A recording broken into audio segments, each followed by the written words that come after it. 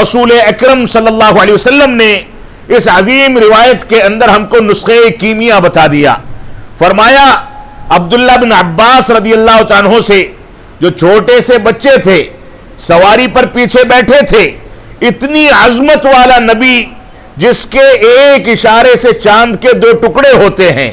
جس کو سید الانبیاء بنایا گیا، جس کے بارے میں نہ جانے کون کون سے القاب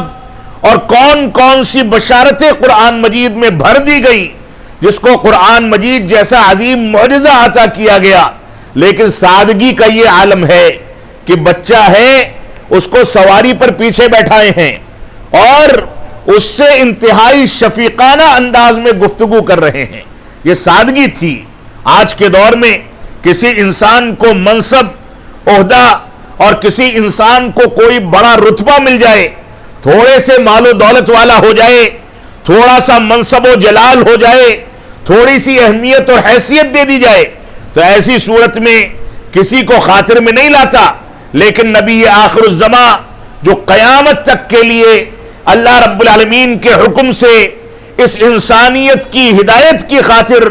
سب سے آخری نبی اور رسول بنا کر کے بھیجے گئے، ان کے تواضع، انکساری، سادگی اور ان کے سادہ پن کی ایک چھوٹی سی مثال ہے کہ چھوٹے سے بچے کو کہتے ہیں یا غلام انی اعلمک کلمات. السلام علیکم ورحمۃ اللہ وبرکاتہ. بسم اللہ الرحمن الرحیم. الحمد للہ رب العالمین والصلاة والسلام علی رسولہ الکریم محمد وعلی آلہ واصحابہ اجمعین. اما بعد، اعوذ باللہ من الشیطان الرجیم. بسم اللہ الرحمن الرحیم. فاللہ خیر حافظا وهو ارحم الراحمین. وعن عبداللہ بن عباس رضی اللہ تعالی عنہ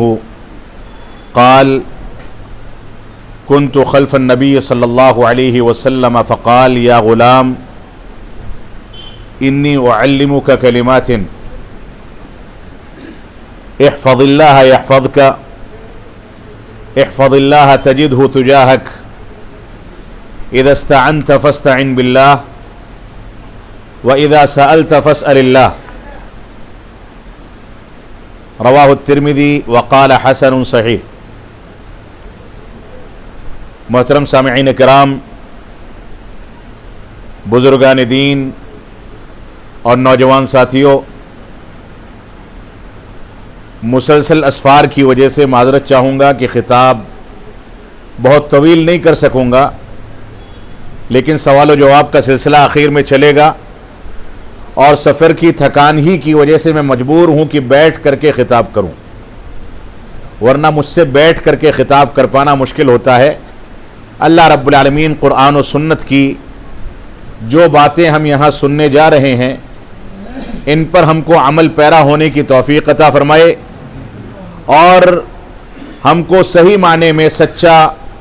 اور قرآن و سنت کا حامل، منہج سلف صالحین اور منہج صحابہ کا سچا سپہ سالار بن کر کے زندگی گزارنے کی توفیق عطا فرمائے. جو آیت کریمہ میں نے آپ کے سامنے تلاوت کی ہے اس میں اللہ رب العالمین نے فرمایا فاللہ خیر حافظا، کہ اللہ رب العالمین سب سے زیادہ بہتر حفاظت کرنے والا ہے. اللہ رب العالمین سب سے زیادہ بہتر حفاظت کرنے والا ہے. سب سے زیادہ بہتر حفاظت کس چیز کی کرنے والا ہے؟ اس سلسلے میں رسول اکرم صلی اللہ علیہ وسلم کی جو حدیث، مبارک حدیث آپ کے سامنے پڑھی گئی، اس میں رسول اکرم صلی اللہ علیہ وسلم نے ایک 8-9 سال کے بچے کو اپنی سواری پر اپنے پیچھے بیٹھا کر کے اس کو لے کر کے چل رہے تھے اور اس کے بعد بڑی شفقت کے ساتھ، بڑے پیار اور محبت کے ساتھ اس سے سوال کیا، اس کو پوچھا، مخاطب کیا اور کہا کہ اے بچے، میں تم کو چند چیزیں سکھانے جا رہا ہوں، چند کلمات میں تم کو بتانے جا رہا ہوں، ان کلمات کو اچھے طریقے سے یاد کر لو، اپنے ذہن و دماغ میں بیٹھا لو، صحیح انداز سے ان کے تقاضوں کو سمجھ لو اور سمجھ لو کہ میں اس چیز میں، اس روایت میں، ان باتوں میں، ان کلمات میں تم کو کون سی تعلیم دینے جا رہا ہوں؟ رسول اکرم صلی اللہ علیہ وسلم نے اب سے 1400 برس پہلے اس بات کی تعلیم دی، وہ بھی ایک چھوٹے سے بچے کو، جو بچہ آپ کی سواری پر آپ کے پیچھے بیٹھا ہے۔ یہ شفقت کا نرالا انداز تھا کہ ایک مسلمانوں کا سب سے عظیم قائد، افضل الانبیاء، سید الانبیاء، جو انبیاء اکرام کے سردار، آخری نبی اور رسول، جن کے اوپر دنیا کی عظیم ترین کتاب اور سب سے عظیم ترین معجزہ نازل کیا گیا، جن کو اتنا مقام اور عظمت دی گئی کہ قبر کے 3 سوالوں میں سے ایک سوال ان کے بارے میں کیا جائے گا، اگر کسی نے جواب دیا تو وہ کامیاب ہے، جواب نہیں دیا تو وہ عذاب قبر میں مبتلا کر کے تباہ و برباد کر دیا جائے گا۔ اتنا عظیم رسول، جس کو اللہ رب العالمین نے یہاں تک قوت و طاقت اور یہاں تک امکانات عطا فرمائے کہ جب کفار و مشرکین مکہ نے یہ چیلنج کیا کہ اگر آپ سچے نبی ہیں تو اس چاند کے 2 ٹکڑے کر کے دکھائیں، اللہ رب العالمین نے آپ کو اجازت دی، آپ نے اس کی جانب اشارہ کیا، اور اشارہ کرنے کے بعد اس چاند کے 2 ٹکڑے ہو گئے، اور اللہ کے نبی صلی اللہ علیہ وسلم کے نبی برحق ہونے کی ایک عقلی دلیل جو ہمارے سامنے واضح ہو چکی تھی، اس کے باوجود سرکشی کرنے والے سرکشی کرتے رہے، ایمان لانے سے اجتناب کیا، سرکشی پر قائم رہے۔ تو دلیل قرآن و سنت کی روشنی میں جب ہمارے سامنے واضح ہو جاتی ہے تو ہم کو اس کے آگے اپنا سر تسلیم خم کر دینا چاہیے۔ تو سب سے زیادہ بہترین حفظ و امان پیش کرنے والا یہ اللہ رب العالمین ہے، سب سے زیادہ عظیم اور مضبوط حفاظت فراہم کرنے والا یہ اللہ رب العالمین ہے۔ یہ حفاظت ہم کو کیسے نصیب ہو سکتی ہے؟ اس سلسلے میں رسول اکرم صلی اللہ علیہ وسلم نے اس عظیم روایت کے اندر ہم کو نسخے کیمیا بتا دیا۔ فرمایا عبداللہ بن عباس رضی اللہ عنہ سے، جو چھوٹے سے بچے تھے، سواری پر پیچھے بیٹھے تھے، اتنی عظمت والا نبی جس کے ایک اشارے سے چاند کے 2 ٹکڑے ہوتے ہیں، جس کو سید الانبیاء بنایا گیا، جس کے بارے میں نہ جانے کون کون سے القاب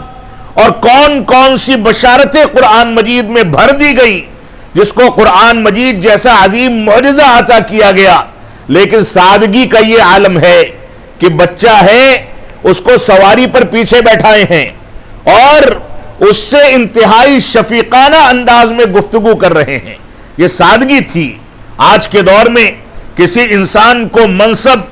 عہدہ اور کسی انسان کو کوئی بڑا رتبہ مل جائے، تھوڑے سے مال و دولت والا ہو جائے، تھوڑا سا منصب و جلال ہو جائے، تھوڑی سی اہمیت اور حیثیت دے دی جائے، تو ایسی صورت میں کسی کو خاطر میں نہیں لاتا، لیکن نبی آخر الزماں جو قیامت تک کے لیے اللہ رب العالمین کے حکم سے اس انسانیت کی ہدایت کی خاطر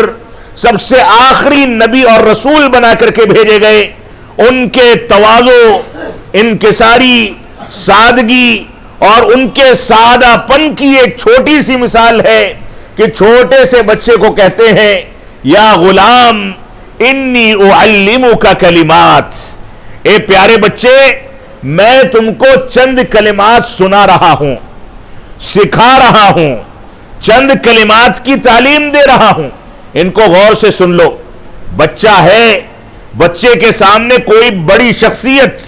کوئی بڑا عالم دین، کوئی صاحب حیثیت انسان،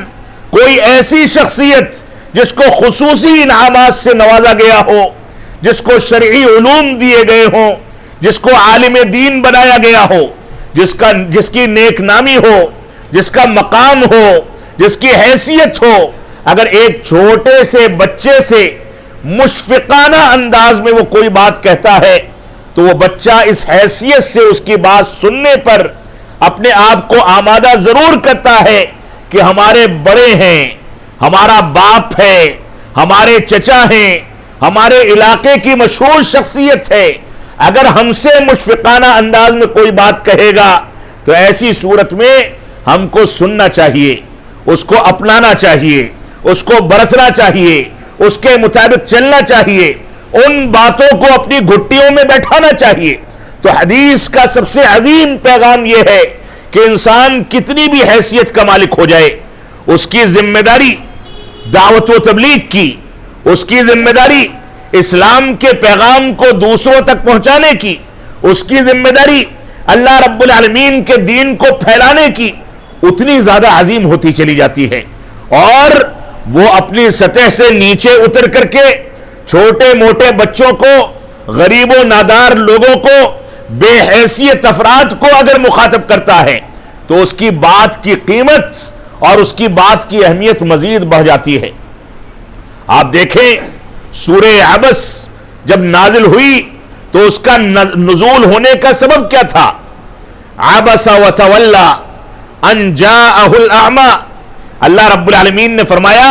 کہ آپ کے پاس ایک نابینا صحابی آئے ہیں، کپڑے ڈھنگ کے نصیب نہیں تھے، مقام و مرتبہ نہیں تھا، حیثیت والے نہیں تھے، مال و دولت سے نوازے نہیں گئے تھے، غریب انسان تھے،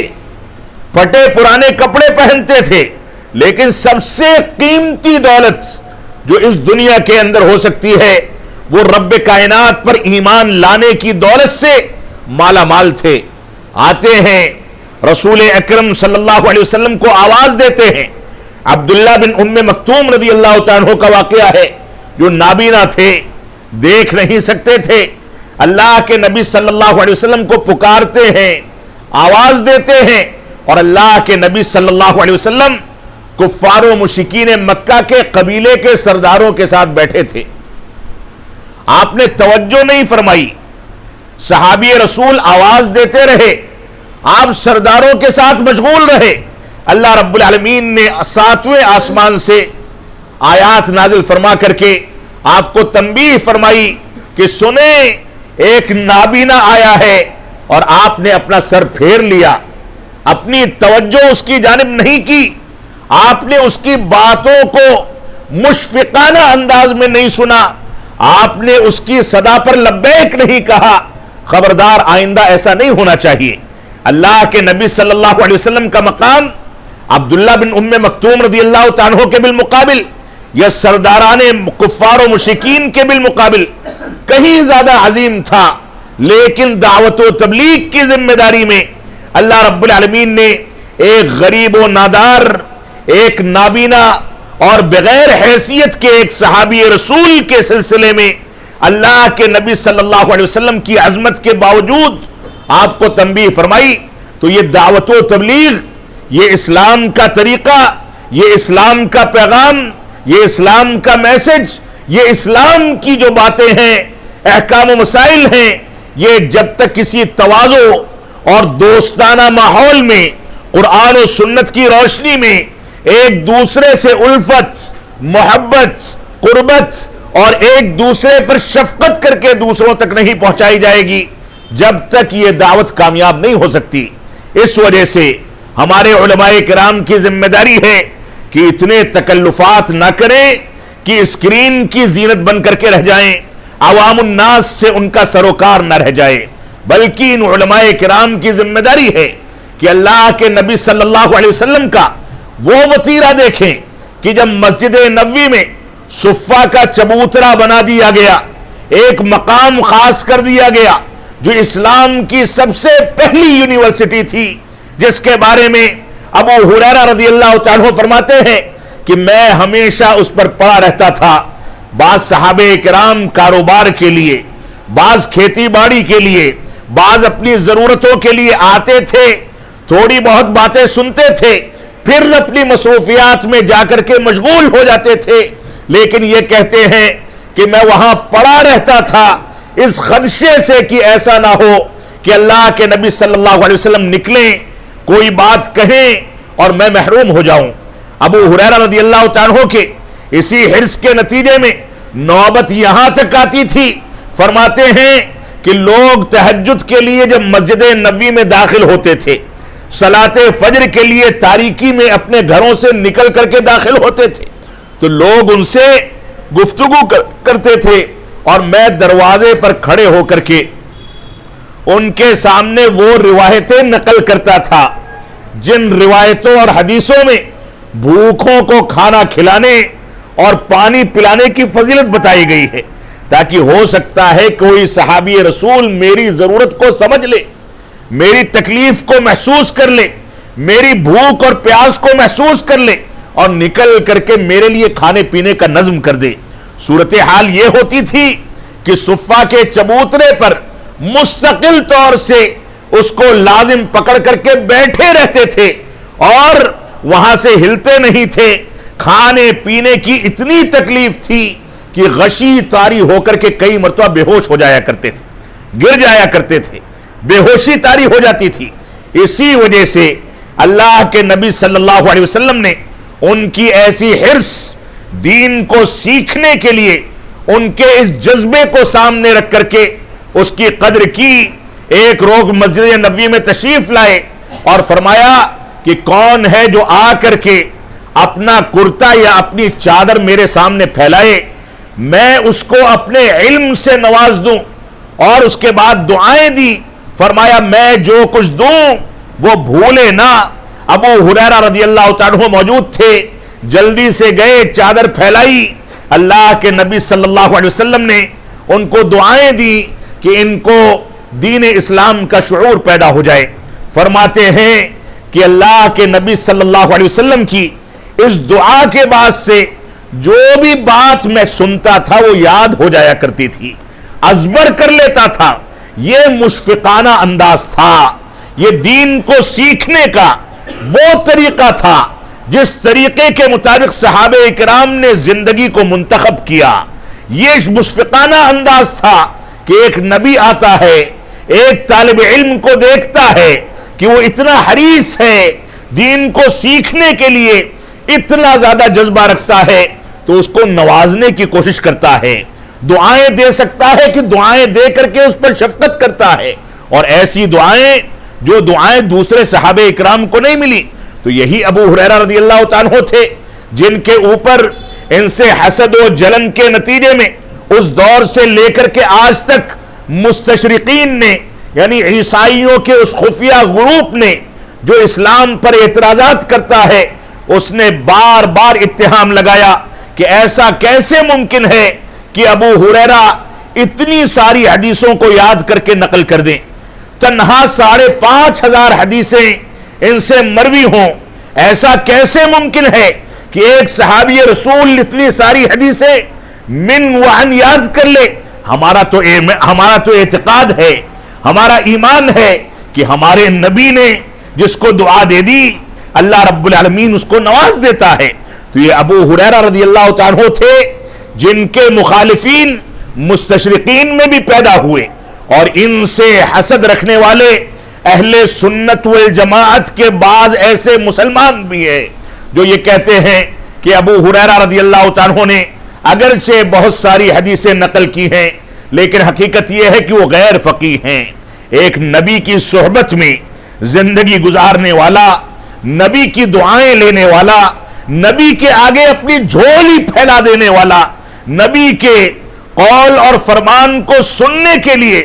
غشی کی حد تک بھوک اور پیاس کو برداشت کرنے والا صحابی رسول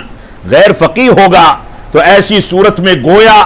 آپ اتہام لگاتے ہیں کہ اس نبی کی تربیت میں کوئی کمزوری رہ گئی، نعوذ باللہ من ذالک۔ تو آج کے دور کے بعض مسلمان جو یہ دیکھتے ہیں کہ ابو ہریرہ رضی اللہ تعالیٰ عنہ نے وہ روایتیں نقل کی ہیں جن روایتوں سے ان کے مسلک کی حمایت نہیں ہوتی، ان کے منہج کی دلیل نہیں ملتی، ان کے مسلک و منہج کے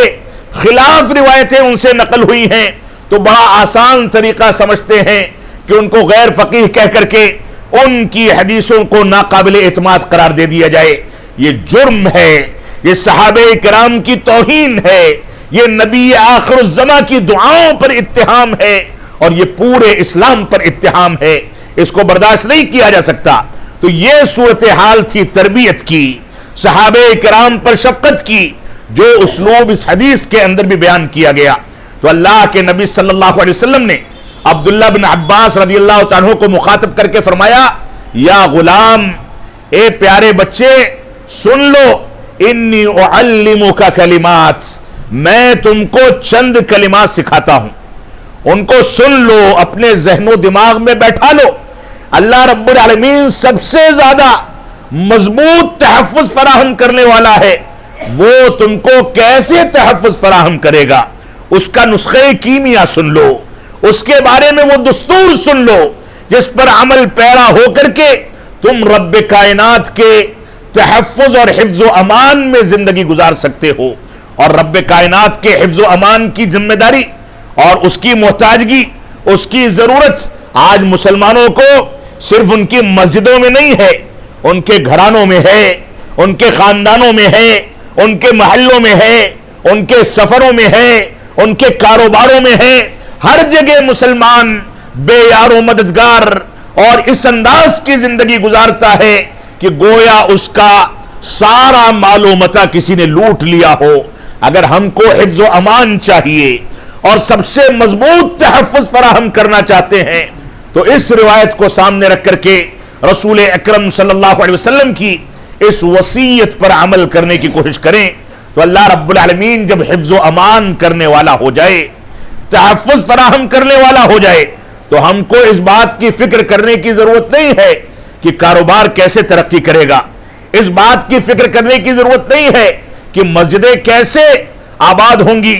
اس بات کی پرواہ کرنے کی ضرورت نہیں ہے کہ ان مسجدوں کو تحفظ فراہم کرنے والا کون ہے، اس بات کی فکر کرنے کی ضرورت نہیں ہے کہ ہمارا بچہ گھر سے باہر نکلتا ہے تو وہ محفوظ واپس لوٹے گا کہ نہیں لوٹے گا، اس بات کی پرواہ کرنے کی ضرورت نہیں ہے کہ ہمارے اوپر جھوٹے مقدمات ڈال دیے جائیں، ہم کو پھنسا کر کے جیلوں کی سلاخوں کے پیچھے ڈھکیل دیا جائے۔ اگر فکر کرنی ہوگی تو صرف اس روایت پر عمل پیرا ہونے کی فکر، اور وہ فکر جو کر لے گیا، اس کے مطابق جو چل لے گیا، اس کے تقاضوں پر جو زندگی گزار لے گیا، ایسی صورت میں وہ مکمل طریقے سے اللہ رب العالمین کے حفظ و امان میں آ جائے گا۔ تو اللہ رب العالمین نے اللہ کے رسول صلی اللہ علیہ وسلم نے فرمایا، اے بچے سنو، احفظ اللہ یحفظک، اے پیارے بچے سنو کہ تم اللہ رب العالمین کی حفاظت کرو، اللہ رب العالمین تمہاری حفاظت کرے گا۔ احفظ اللہ تجدہ تجاہک، تم اللہ رب العالمین کی حفاظت کرو، اللہ رب العالمین کو ہر مقام پر اپنے سامنے پاؤ گے۔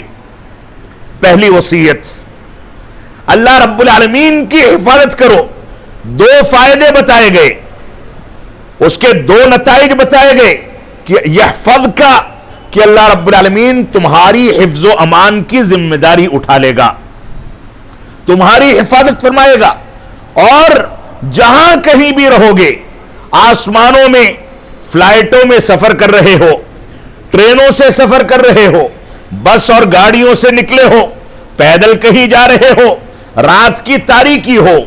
دن کا اجالا ہو، سنسان سڑکیں ہوں، اپنی مسجدوں کے اندر ہو، اپنے گھرانوں میں زندگی گزار رہے ہو، کہیں بھی جا رہے ہو، تم اللہ رب العالمین کو اپنے سامنے پاؤ گے۔ تمہاری حفاظت کرنے والا بذات خود رب کریم ہوگا۔ کیوں؟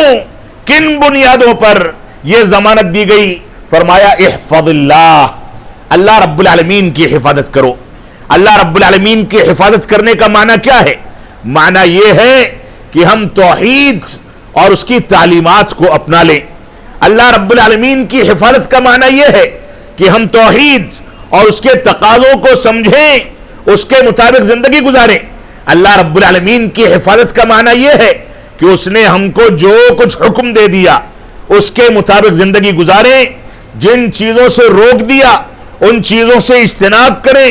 جن چیزوں کی وعید سنا دی ان سے دوری اختیار کریں۔ اللہ رب العالمین کی حفاظت کا معنی یہ ہے کہ ہماری پیشانیاں جھکیں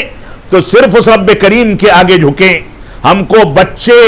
اور اولاد کی خواہش ہو، اچھے سے اچھے رشتے کرنے ہوں اور دنیا کے اندر ترقی کرنی ہو، تو ایسی صورت میں ہم رب کریم کی جانب رجوع کریں، اس کے بتائے ہوئے طریقے پر چلیں، اس نے جو کچھ دستور بتا دیا اس کے مطابق زندگی گزاریں، اللہ رب العالمین ہماری حفاظت فرمائے گا۔ تو اللہ رب العالمین کی حفاظت کا معنی یہ ہے، جبکہ حقیقت یہ ہے کہ رب کریم اتنا محتاج نہیں ہے کہ وہ ہمارے ذریعے سے حفاظت کو مانگے، ہمارے ذریعے سے اپنے لیے تحفظ فراہم کرنے کی بات کہے، بلکہ اس نے ایک نسخہ بتا دیا کہ اگر تم کو اپنے لیے حفظ و امان چاہیے، تم اپنی زندگی کو محفوظ کرنا چاہتے ہو، تو اس کا طریقہ یہ ہے کہ تم اللہ والے بن جاؤ، اللہ رب العالمین سے دوستی کر لو، اللہ رب العالمین کے طریقے پر چلنے لگو، اللہ رب العالمین نے جو دستور بتا دیا اس دستور کے مطابق زندگی گزارو۔ جب ایسا کرو گے تو تمہاری دوستی رب کائنات سے ہو جائے گی، تمہارا ولی اللہ رب العالمین بن جائے گا۔ اور جب رب کریم نے کسی کو اپنا دوست تسلیم کر لیا اور اپنا مان لیا، کسی سے راضی ہو گیا، تو صحیح مسلم کی حدیث ہے، من عادى لي وليا فقد آذنته بالحرب، حدیث قدسی ہے۔ اللہ رب العالمین نے فرمایا، جس نے میرے دوست سے کسی انداز کی عداوت کی، میرے دوستوں سے، میرے قریبی لوگوں سے، جو لوگ مجھ سے محبت رکھتے ہیں اور ان کی محبت اور دین پر چلنے اور توحید کو حفظ و امان فراہم کر کے اس کے مطابق زندگی کو ڈھالنے کا اعتبار کرتے ہیں، وہ لوگ میرے دوست ہو جاتے ہیں، میں ان سے محبت کرنے لگتا ہوں۔ لہذا اگر کسی نے میرے ولیوں سے، میرے دوستوں سے اور میرے طریقے پر چلنے والوں سے کسی انداز کی عداوت کی بات کہی، فقد آذنتہ بالحرب، تو میں ان سے اعلان جنگ کرتا ہوں۔ یہ حدیث قدسی ہے، صحیح مسلم کی روایت ہے۔ تو اللہ رب العالمین جب ہمارا محافظ ہو جائے، اللہ رب العالمین جب ہم کو حفظ و امان فراہم کرنے کا وعدہ کر لے اور ہم اس کی شرائط پر کھرے اتر جائیں، تو ایسی صورت میں دنیا کی کوئی طاقت، چاہے وہ سپر پاور ہو، بڑے بڑے ہتھیاروں کے ذریعے، مال و دولت کے ذریعے، بڑے بڑے وسائل کے ذریعے ہمارے خلاف کھڑی ہو جائے، ہمارا کچھ نہیں بگاڑ سکتی۔ تو اللہ کے رسول صلی اللہ علیہ وسلم نے فرمایا، اللہ رب العالمین کے دین کی حفاظت کرو، اس کے حدود کی حفاظت کرو، اس کے دین اور اس کی توحید کی حفاظت کرو، اس کے احکام و مسائل کی حفاظت کرو، یحفظ کا، اللہ رب العالمین تمہاری حفاظت کرے گا۔ احفظ اللہ تجدہ تجاہک، اللہ رب العالمین کی حفاظت کرو، اللہ رب العالمین کو ہر مقام پر اپنے سامنے پاؤ گے۔ یہ پہلی وصیت تھی۔ اور اس کے بعد فرمایا، اذا سألت فاسأل اللہ، اے بچے سن لو کہ جب تم سوال کرو تو اللہ رب العالمین سے سوال کرو۔ آج کے دور میں مسلمان خوشحالی کی زندگی گزار رہا ہو تو بڑے آرام سے نمازیں ادا کرتا ہے، اللہ رب العالمین کی شکر گزاری ادا کرتا ہے، اور جہاں تکلیف میں پڑ گیا نمازیں فوت ہو جاتی ہیں، درگاہوں کے چکر لگنے لگتے ہیں، قبروں پر جا کر کے فاتحہ اور نیاز کی جاتی ہے، اللہ رب العالمین کی توحید میں غیر اللہ کو شریک ٹھہرا کر کے اللہ رب العالمین کے خلاف بغاوت کی جاتی ہے، اور اس طریقے سے انسان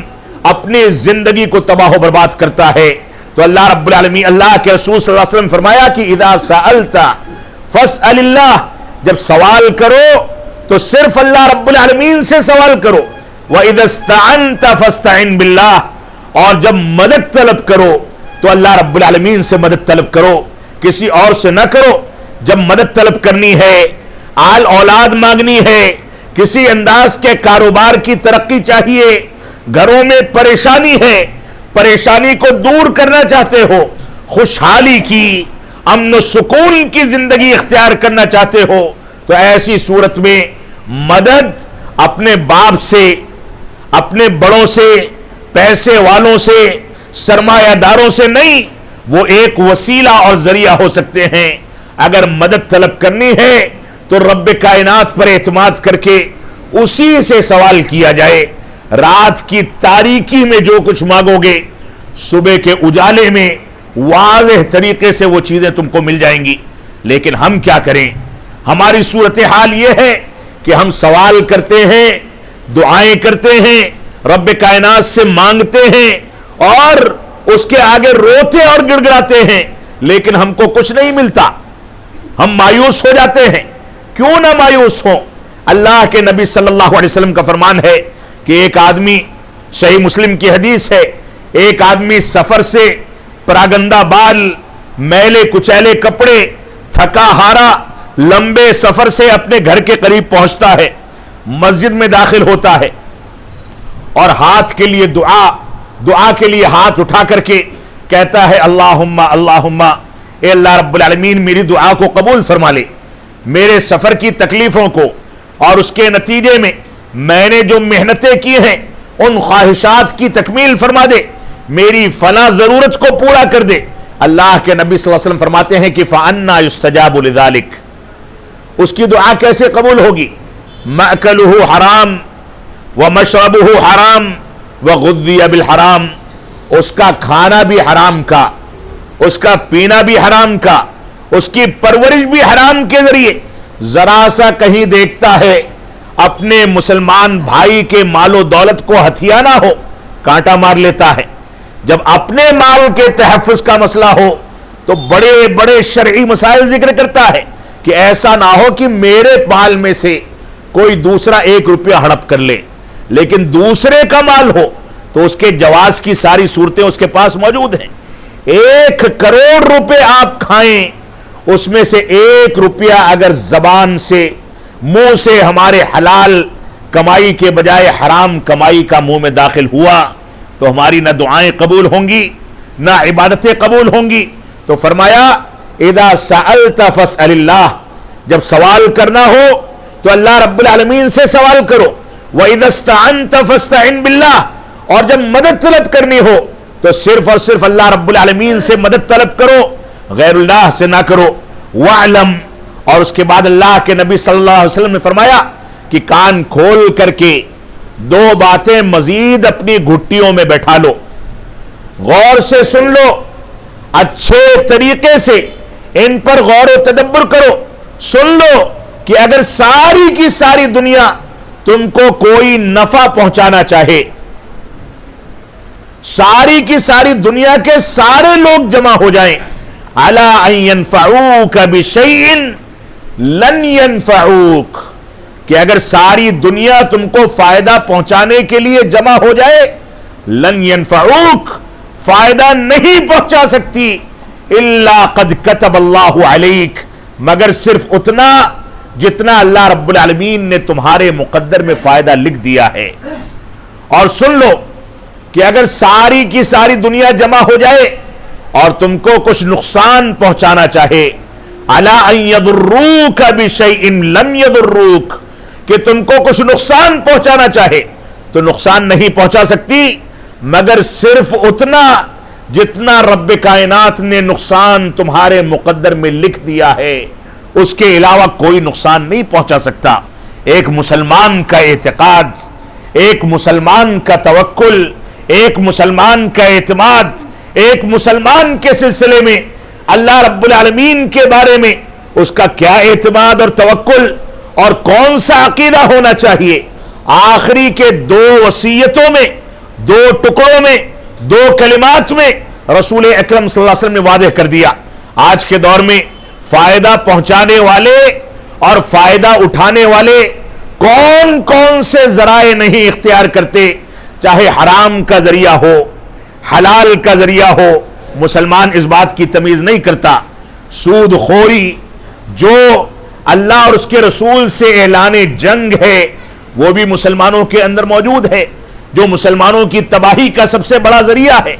اسی طریقے سے لوگوں کو دھوکہ دینا، جھوٹ بول کر کے مال کمانا، دھوکہ دے کر کے مال کمانا، غیر شرعی طریقے سے مال کمانا، لوگوں کے مال کو لوٹنا، لوٹ کھسوٹ کرنا، زمینوں پر قبضہ کرنا، قبضے کی زمینوں پر مسجدیں تعمیر کرنا، اور نہ جانے کون کون سے عیوب ہیں جو مسلمانوں نے اپنا لیے، اس کے باوجود بیٹھے ہیں کہ رب کریم کی مدد آئے گی اور ہمارے اوپر ایسا انعام ہوگا کہ سامنے سے آنے والی ساری مصیبتیں رفو چکر ہو جائیں گی، معاف فرمائیں گے۔ اگر آپ مسلمان باقی نہیں رہے، اگر آپ نے اللہ کے دین کی حفاظت نہیں کی، تو اللہ رب العالمین آپ کی حفاظت نہیں فرمائے گا۔ تو فرمایا کہ ساری دنیا اس بات پر جمع ہو جائے کہ تم کو نفع پہنچانا چاہے، یا ساری دنیا اس بات پر جمع ہو جائے کہ تم کو نقصان پہنچانا چاہے، تو نہ نفع پہنچا سکتی ہے نہ نقصان پہنچا سکتی ہے، الا یہ کہ اللہ رب العالمین نے نفع اور نقصان تمہارے مقدر میں لکھ دیا ہو۔ یہ ترمذی کی روایت ہے، جس کو امام المحدثین اور امام العصر علامہ البانی رحمت اللہ علیہ نے صحیح قرار دیا ہے۔ تو اس روایت کو سامنے رکھ کر کے ہم کو اللہ رب العالمین سے قربت اختیار کرنے کے ذرائع تلاش کرنے چاہیے۔ موجودہ دور بڑا آسان دور ہے، آپ بڑے آرام کے ساتھ مسجدوں کو آباد کر سکتے ہیں۔ موجودہ دور میں بڑے آرام کے ساتھ آپ کاروبار میں ترقی کر سکتے ہیں۔ موجودہ دور میں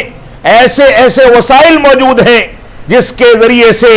آپ دنیا میں ترقی کر سکتے ہیں، لیکن اگر آپ نے دین اسلام کے ضوابط کو بالائے طاق رکھ دیا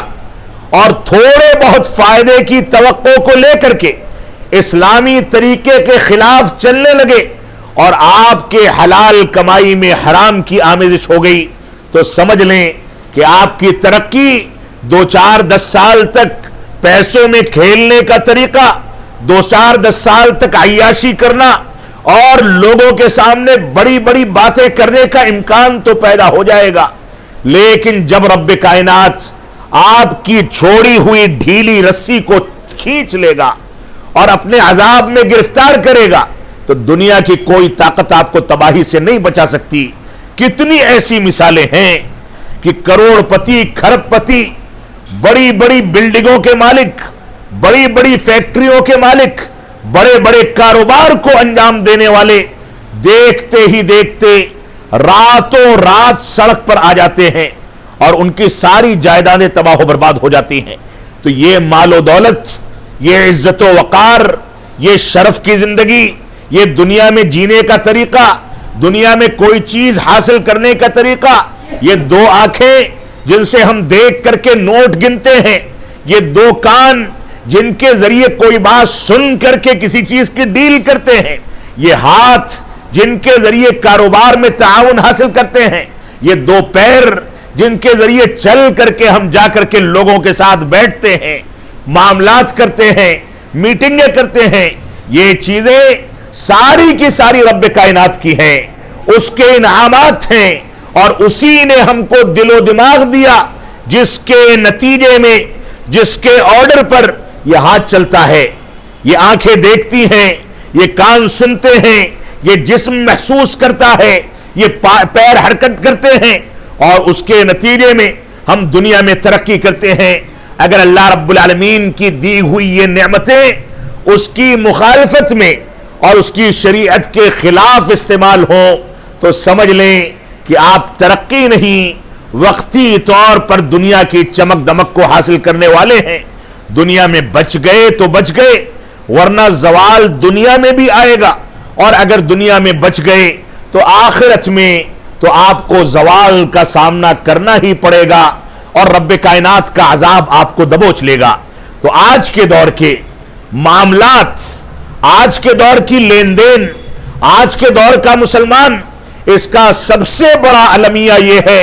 کہ اس کے ماں باپ نے اس کا نام عبداللہ عبد الرحمن رکھ دیا، اس کے ماں باپ نے اس کا نام اسلامی ناموں پر موسوم کر دیا، لیکن نہ اس کو یہ پتا ہے کہ ہم قرآن و سنت کی تعلیمات پر کیسے چلے، نہ یہ جانتا ہے